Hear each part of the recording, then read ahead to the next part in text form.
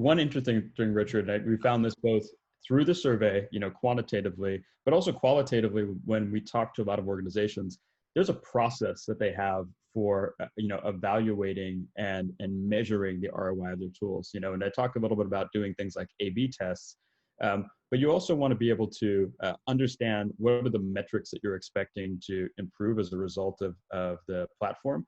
And we see companies start to stray away from technologies that have a hard time providing hard ROI, right? What's the difference between, hey, we put this tool in place and we see our reps, now improving in terms of maybe activity, right? We see a lot of platforms that are put in place, and just the intensity that's put behind that rollout, and the excitement of this new technology can provide a bump in rep activity. But what's the long-term impact, right? Is activity really correlating with progress in deals?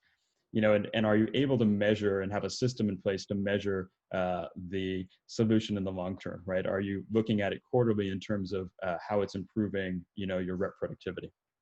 Well, and I think if we look at this from, the impact on your revenue confidence of different tools that we found, like no surprise, right? That really close correlation that you can see distinctly, LinkedIn Sales Navigator, tools like your sales engagement, like your outreach or your sales loft, those tools were like no brainers.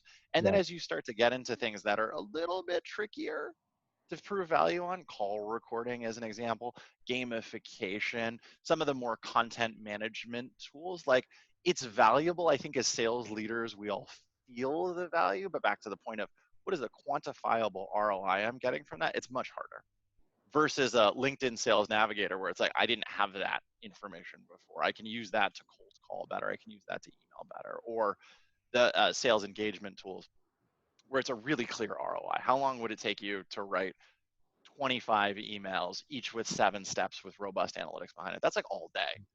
You could do that once and rinse and repeat.